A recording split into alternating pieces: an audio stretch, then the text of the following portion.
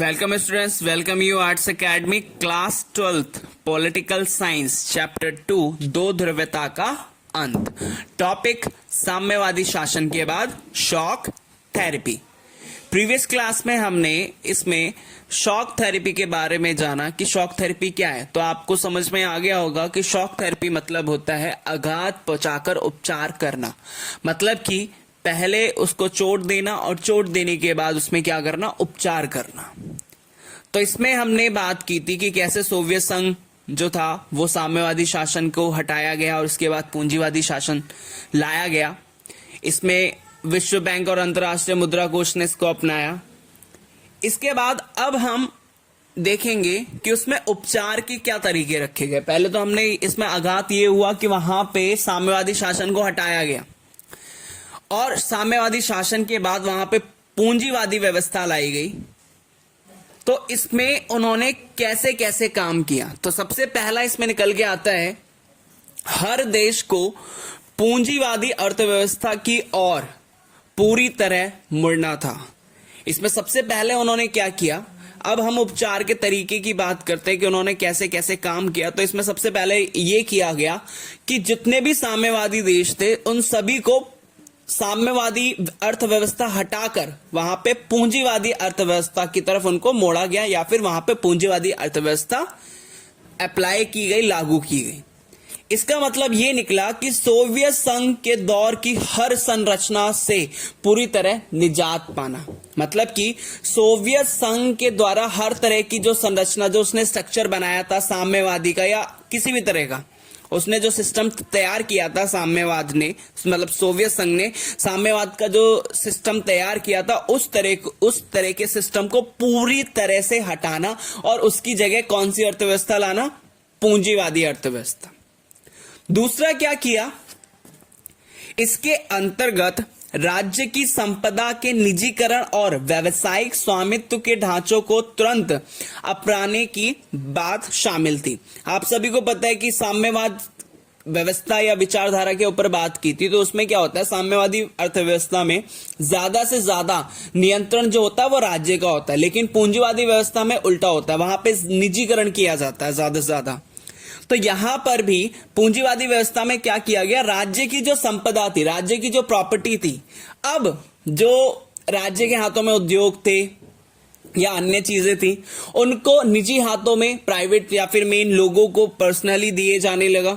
इसके साथ साथ व्यावसायिक स्वामित्व, व्यवसाय, पहले जो व्यवसाय बिजनेस जो ट्रेड होता था वो राज्य के कंट्रोल में होता था, स्टेट कंट्रोल करती थी, लेकिन अब उसको निजीकरण किया गया। एक तो पहले संपदा, प्रॉपर्टी को निजीकरण किया गया, इंडस्ट्रीज को निजीकरण मतलब कि निजी हाथों में दी गई, उद्योगों को दिया गया, प्रॉपर्टी संपदा को दिया गया, इसके साथ व्यवसाय को दिया गया।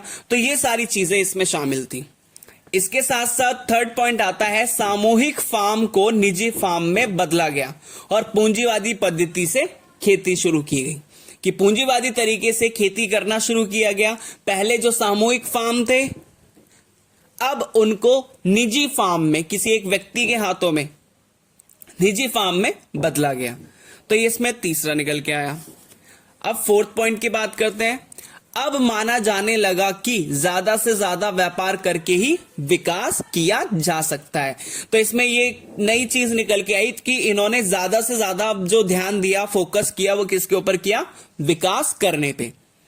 इसके बाद अगला आता है, पूंजीवादी व्यवस्था को अपनाने के लिए वित्तीय खुलापन लाया गया, मुद्राओं की आपसी परिवर्तनीयता और मुक्त व्यापार की नीति महत्वपूर्ण मानी गई। अब पूंजीवादी व्यवस्था को लाने के लिए सबसे पहले उन्होंने क्या किया, सबसे पहले राज्य की संपदा, जो प्रॉपर्टी थी, उद्योग थे, इंडस्ट्री थी, उसको निजी हाथों में दिया, व्यवसाय को दिया, इसके साथ साथ फार्म्स को दिया। अब उन्होंने व्यापार को फोकस करना शुरू किया, व्यापार पे ध्यान दिया। इसके साथ साथ वित्तीय खुलापन, फाइनेंशियली उन्होंने फ्रीडम देनी शुरू की। इसके साथ साथ अब मुद्राएं आराम से इजी तरीके से एक्सचेंज हो सकती हैं। इसके साथ साथ मुक्त व्यापार, इसका हम कह सकते हैं कि कम व्यापार के बैरियर्स लगाना, कम उस पर प्रतिबंध लगाना, जो बिजनेस किया जा रहा, अब मतलब बिजनेस के जो कर थे, जो बैरियर्स होते हैं एक जगह से मतलब एक देश से दूसरे देश में लाने ले जाने के जो सामान पे लगता है, उसको कम किया गया ताकि ज्यादा से ज्यादा व्यापार किया जा सके।